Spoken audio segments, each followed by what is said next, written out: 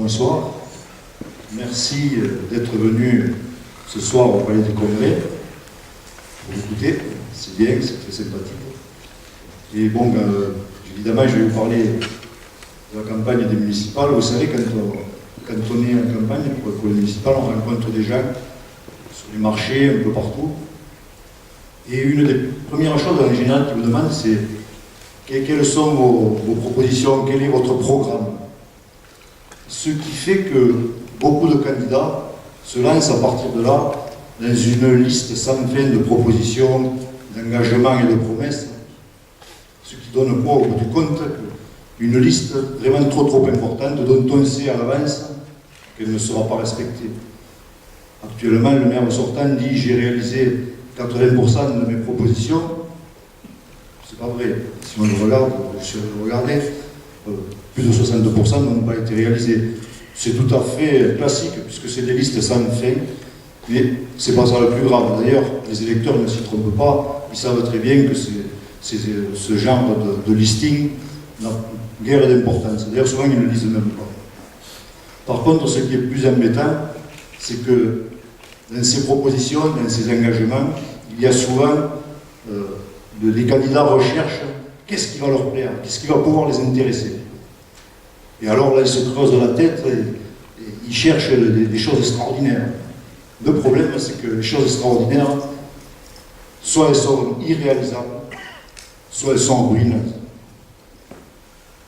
Les choses irréalisables, il y en a eu déjà, par exemple, déjà en 2011 et en 2013, il y a eu ici présenté même l'ambition 2020, ce qui était déjà une campagne électorale et un programme électoral avant la date.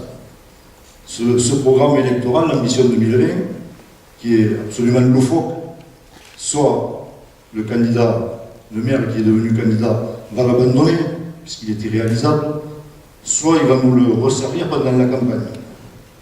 Là-dedans, il y a des choses vraiment absolument infaisables. Par exemple, ce qui va faire rêver, c'est une passerelle sur l'Hérault qui va directement de la promenade jusqu'au Château Laurent. C'était infaisable, totalement infaisable. Soit la passerelle passerait d'un côté à l'autre sans toucher, je ne sais pas si vous voyez la prouesse technique, soit il faut des piliers dans l'eau, et évidemment les voies navigables de France ne le toléreraient pas par rapport au risque d'inondation, puisque ça arrêterait tous les troncs d'arbres, que ça servirait d'embac. Tout ça était infaisable. C'est pareil à l'entrée de la station, où il prévoit de déplacer le casino dans une espèce de bâtiment à la place de l'Office du tourisme. Mais ça aussi, c'est totalement irréalisable. Ou alors, il faudrait des travaux gigantesques, puisque pour passer d'un côté du cap Est à cap Ouest, il faut un tunnel pour passer dessous. C'est ce qui est prévu. Je ne sais pas si vous voyez, en plus en zone de PPRI, l'infaisabilité de ce genre de projet. Et ce n'est pas d'ailleurs le casino qui le financerait. Le financement serait forcément public parce que c'est trop important. Et puis le casino, en 2016, il va y avoir une nouvelle délégation de service public. Et personne ne sait à ce jour qui sera le gérant du futur du casino que nous avons à Acte. Donc ce sont des projets complètement fous, simplement destinés à charmer les gens, à les faire rêver. Sauf que souvent le réveil, à la fin, il n'est pas très agréable. On a déjà eu une preuve de ça avec le projet sur l'île des loisirs. Je ne sais pas si vous vous rappelez, en 2011, l'île des loisirs, projet de Jean Nouvel, et une superbe image de synthèse avec une pièce d'eau au milieu, entourée de végétation rose. C'était tellement fou qu'on n'en parle même plus. Simplement, on reste avec un budget annexe, un déficit sur l'île des loisirs, et c'est tout ce qu'on a. Voilà, donc, moi je ne vais pas du tout me lancer dans ce genre de comportement. Faire rêver les gens, c'est aussi les tromper, c'est pas mon genre. Moi je crois que, de nos jours, en plus dans les conditions actuelles, c'est toujours vrai, mais dans les conditions actuelles, ici comme ailleurs, on ne peut plus se permettre de dépenser énormément.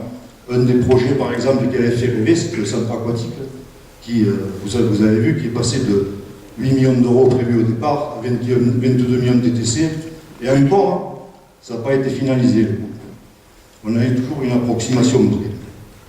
Voilà, donc moi je préconise de revenir aux fondamentaux, c'est-à-dire aux choses qui actuellement touchent et intéressent les gens, c'est-à-dire leur argent. Pour ce qui concerne la collectivité publique, leur argent, c'est l'argent que la collectivité leur prend à travers les taxes. C'est ce dont nous allons parler aujourd'hui. Je préconise aussi de revenir à la question de la sécurité. La sécurité sur Agde, on a beau faire un effort à la veille des élections, pose un problème. Il faut aussi s'intéresser au travail. Vous savez que la situation de l'emploi chez nous est devenue catastrophique. Voilà des questions vraiment importantes. La santé, je parlerai aussi, c'est pas aujourd'hui, ce sera une autre réunion, mais de la question des urgences, qu'est-ce qu'on peut faire? C'est-à-dire que je reviens sur des choses basiques, je reviens sur des choses simples, je reviens à travers des valeurs de la République sur des choses simples qui intéressent les gens, qui leur posent aujourd'hui des problèmes vitaux. Ça ne veut pas dire que je préconise une politique d'austérité. Pas du tout. On n'en est pas là. Ce que je préconise, c'est que nous ne dépensions pas plus que ce que nous gagnons. C'est quand même très simple. C'est la base sur laquelle nous devons construire. Et à partir de là, plein de choses sont possibles, comme vous le verrez. Donc, aujourd'hui, puisqu'on est obligé de serrer ces questions-là, ces problèmes importants, je vais commencer par l'argent, les taxes, ensuite l'emploi, donc l'économie, et le tourisme, qui est une des parties économiques les plus importantes pour nous. Ce sont des sujets importants et effectivement, ça peut être quelque chose de très astreignant, d'un peu ardu en faisant un monologue devant vous. Donc je me suis dit comment on pourrait aborder cette question pour que les gens ressortent d'ici en ayant progressé avec moi dans la connaissance des questions agatoises de ce qu'on peut faire pour Agde. Et en fait, ce que je veux, c'est répondre aux questions que les gens se posent. Donc, j'ai prévu d'inviter 2 personnes sur scène qui me semblent représentatives de notre ville pour qu'elles viennent me passer sur le grill, qu'elles me posent toutes les questions que sûrement vous vous posez. Et je vais y répondre en direct devant vous.